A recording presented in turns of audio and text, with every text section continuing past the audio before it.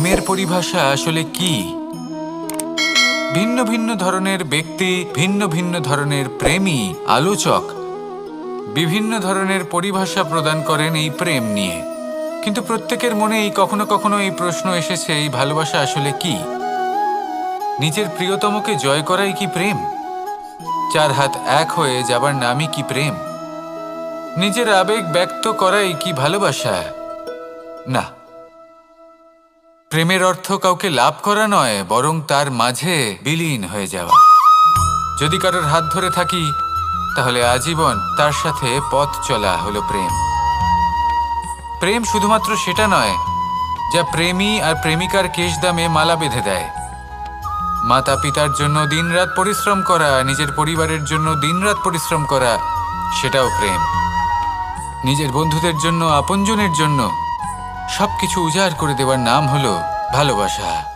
নিজের মাতৃভূমির জন্য সাহসের সাথে লড়াই করা এবং আনন্দে নিজের জীবন ত্যাগ করে দেওয়াও কিন্তু প্রেমের নামান্তর।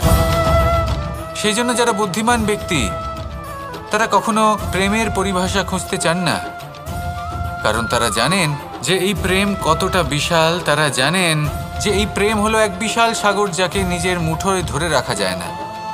সেই জন্য এই প্রেমের সাগরে ডুবে যান এবং সকলকে ভালোবাসতে শিখুন।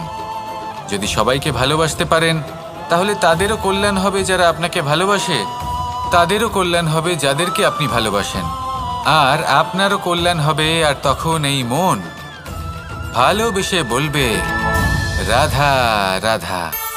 এই সংসারের সব থেকে গুরুত্বপূর্ণ তত্ত্ব কোনটা? প্রথম হলো সময়। জন্ম থেকে মৃত্যু পর্যন্ত এই যে সময়, এটাই তো হলো জীবন।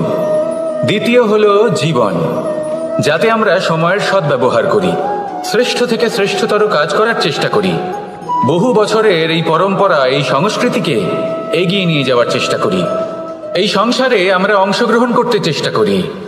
তৃতীয় হলো ধন, সেই ধন যা প্রত্যেক ব্যক্তি অর্জন করতে চেষ্টা করেন। এবার এই তিনটি তত্ত্বের মধ্যে একটা সামঞ্জস্য আছে, সমান ব্যাপার আছে, সে ধনই হোক বা সময় হোক বা হোক জীবন। আর সেই সমান ব্যাপার হলো যে যদি আপনি এটা গণনা করতে থাকেন তাহলে তা কমতে থাকে, যদি আপনি এটা ব্যবহার করেন তাহলে তা বাড়তে থাকে। একে সংগঠিত করে রাখতে চেষ্টা করলে এ হাত থেকে ফসকে যায়, কিন্তু যদি আপনি একে সামলে রাখতে শিখে যান তাহলে এমন কাজ করবেন যাতে সংসারের সাথে সাথে পরবর্তী প্রজন্ম লাভবান হবে। যদি কিছু শিখতে চান তাহলে সামলাতে শিখুন, গণনা করা বা সংগঠিত করা নয়। আসুন আর আমার সাথে ভালোবেসে বলুন, রাধা রাধা। প্রত্যেক প্রাণী ভালোভাবে জীবন যাপন করতে চান, এটা তাদের স্বভাবে আছে এবং ভাবাটা অনুচিত নয়। কিন্তু একটা ভালো জীবনের গুরুত্বপূর্ণ অংশ কোনটা?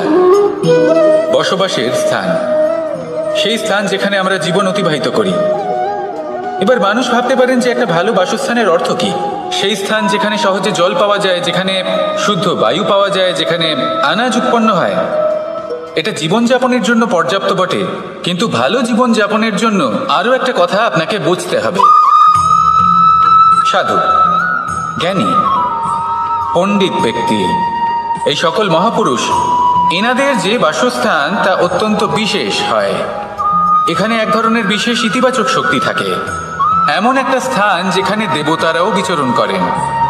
জীবন আমরা সবাই যাপন করি, কিন্তু জীবনের উদ্দেশ্য শুধুমাত্র জীবন যাপন করা নয়।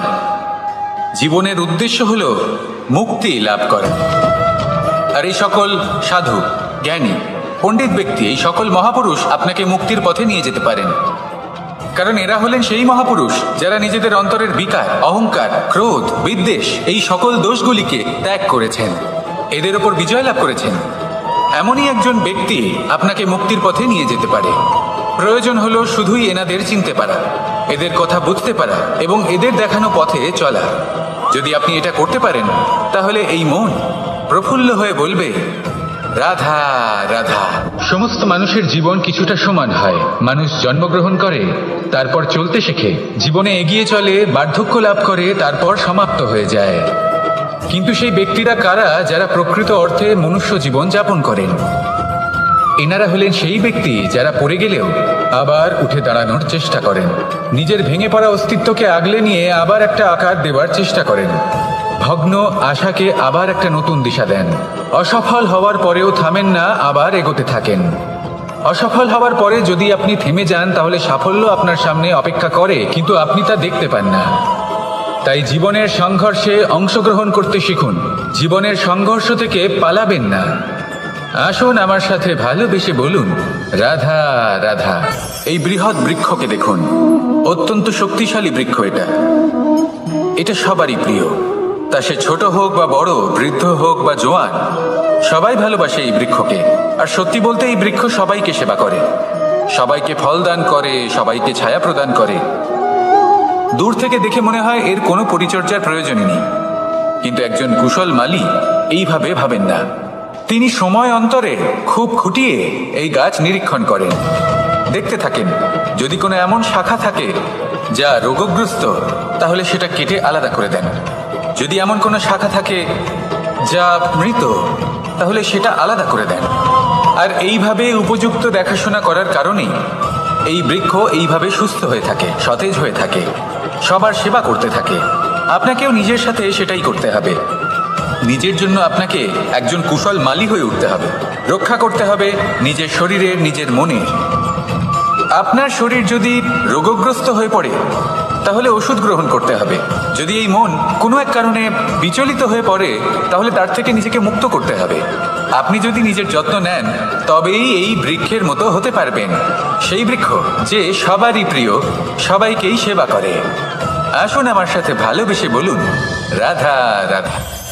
কেউ বলে জীবন খুব ক্ষণস্থায়ী, কেউ বলে জীবন হলো একটা সুন্দর স্বপ্নের মতো, আবার কেউ বলবে জীবন হলো এক কঠোর সত্য। কিন্তু জীবন আসলে কি?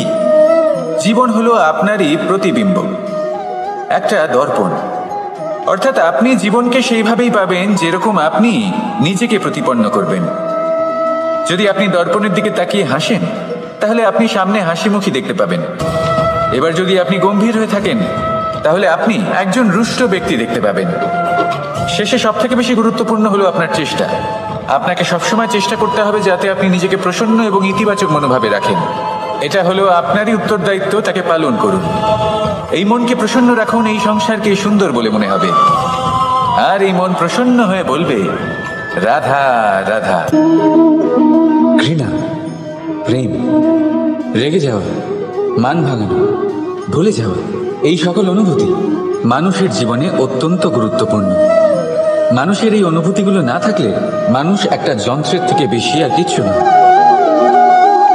কিন্তু এই অনুভূতি আপনি ভুল দিকে চালিত করলে এরাও আপনাকে আর মানুষের মতো বাঁচতে দেবে না।